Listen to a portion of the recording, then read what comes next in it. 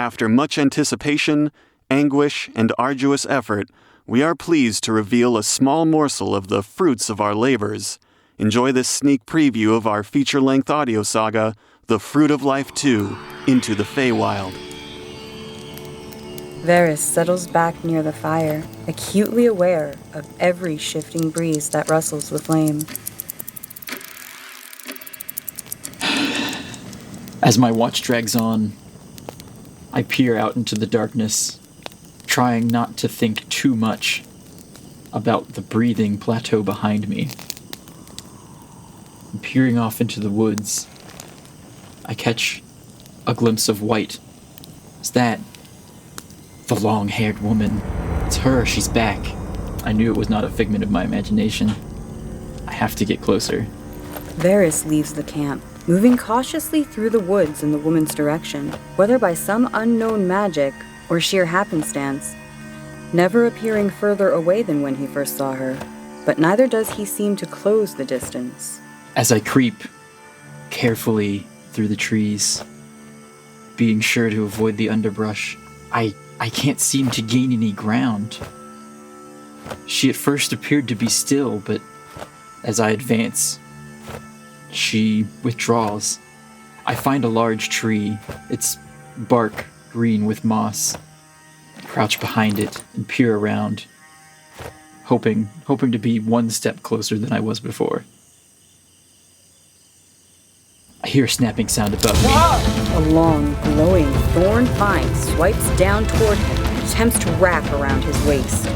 Seeing the vine reaching for me, and I spring up, take 3 quick steps up the trunk of the trees. I do a backflip, clearing the vine and landing several feet from the trunk of the tree. The vine continues to writhe around blindly for a few more seconds, groping at the area where Varys once stood. Finally, it retreats back up the tree and wraps itself around the trunk. Now at a safe distance, I take a moment to peer up the tree, along the vine, and towards the top. At the top, the flower that I saw earlier, the one that was reaching for the last rays of the sun on our first night here. It's at this tree.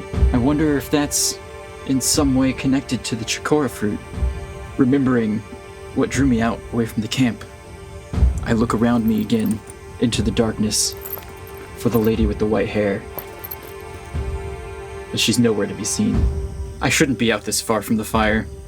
It's about time to change watch anyways. I turn and carefully make my way back to camp to wake Sindra. As I make it back to camp, I see Sindra has already awoken.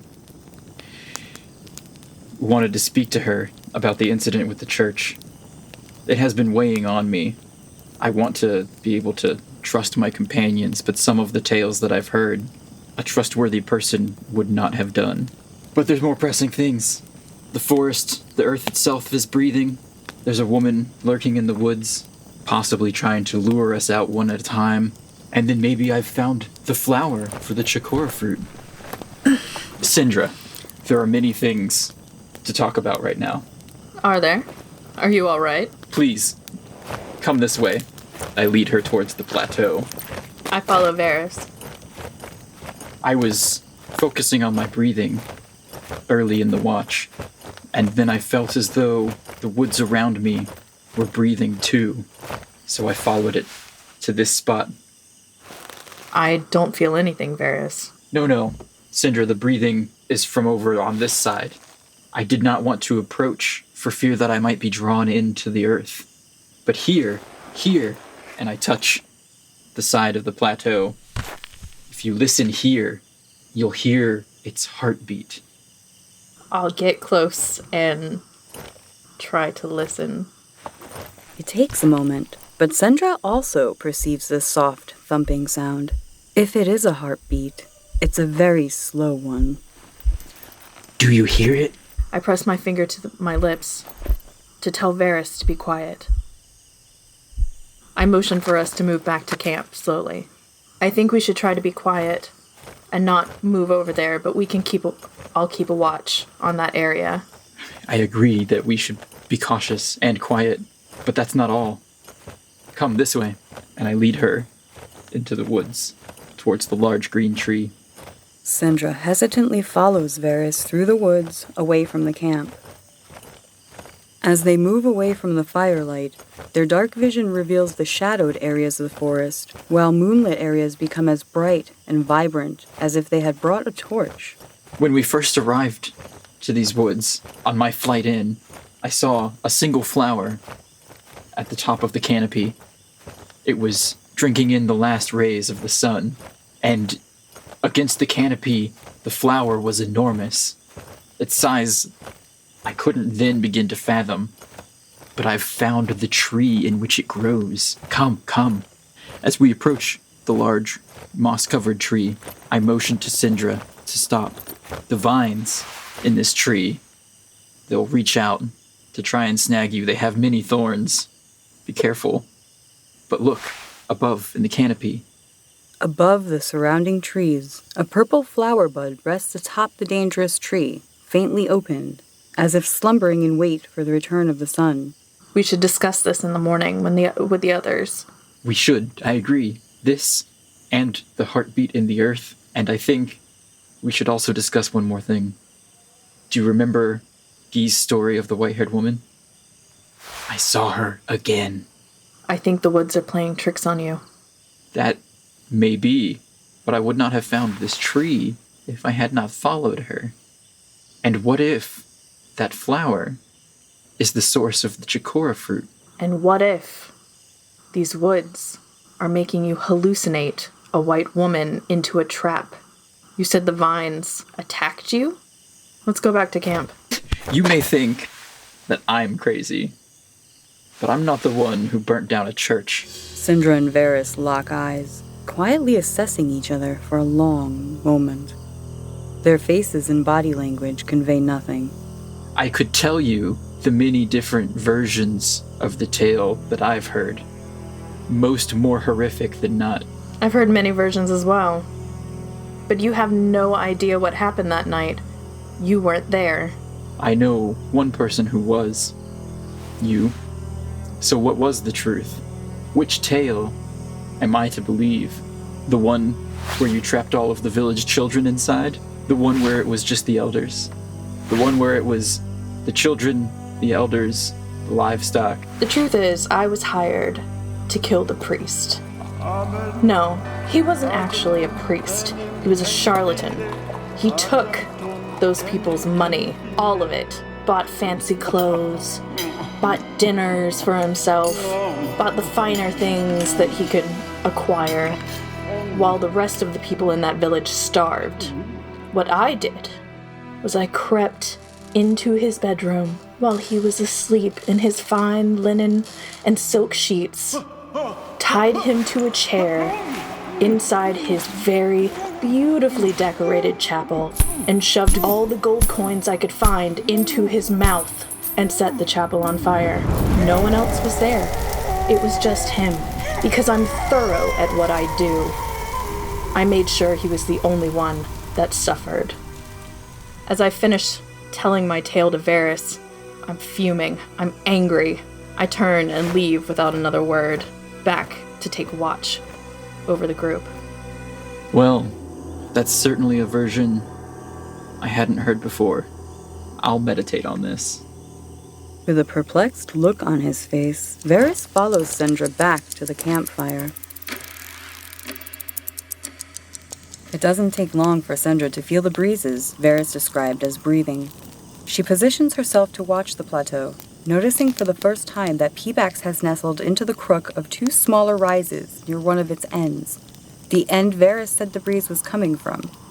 As she spots him, the plateau itself undulates, seeming to expand upwards and out, causing some dirt to loosen and trickle down the steep cliff face. As the ground settles again, the trees resting above continue to sway for a few moments longer. Another breeze, stronger than the others, lifts the ends of her hair and nearly extinguishes the fire. A section of moss and earth crumbles off a knobby section of the right side of the mound, revealing a large amber eye staring directly at Sindra. I step back into the shadows.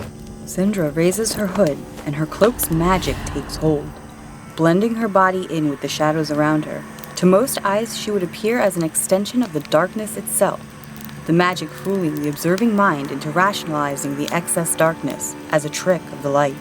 As she takes several steps away, her gaze fixed on the earthen rise, a gash in the earth just below the eye opens horizontally.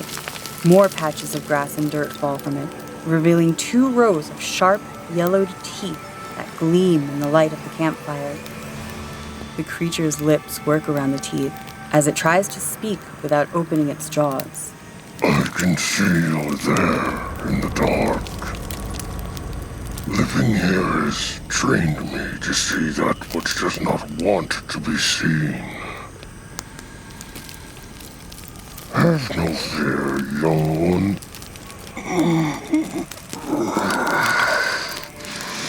I seem to have overslept. I step back out into the moonlight. I'm sorry if I disturbed you at all. Oh, no, not at all. I would rid myself of these pesky trees, but I don't want to disturb your companion. The creature's eye rolls towards Peebax, still nestled between 2 smaller mounds of earth. Zindra takes a moment to take in the shape of the plateau again, and realization floods into her. Peebax, it would seem, has chosen to sleep between 2 of the creature's claws. I appreciate your gentleness. It has been some time since I've found someone willing to talk without riddles or games. Seriously, folks, we really appreciate your patience. My long, lone struggle has, thankfully, surprisingly, become a quest. My solitary figure joined by a few brave souls. This amazing chapter in Sonic Realms history comes not without some challenges, but those challenges are being met with help from the coolest, most supportive, creative, loyal, and caring crew I could have asked for. Here's to the party of Sonic Realms, bringing you the tales of our adventures in Shadowrun, D&D, and more exciting and fantastic universes.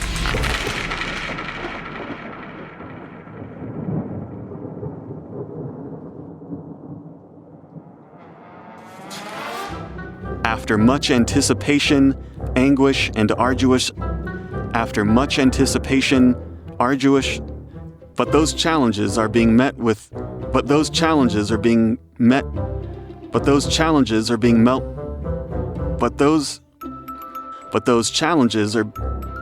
This amazing chapter in Sonic Realms history comes not without some challenge...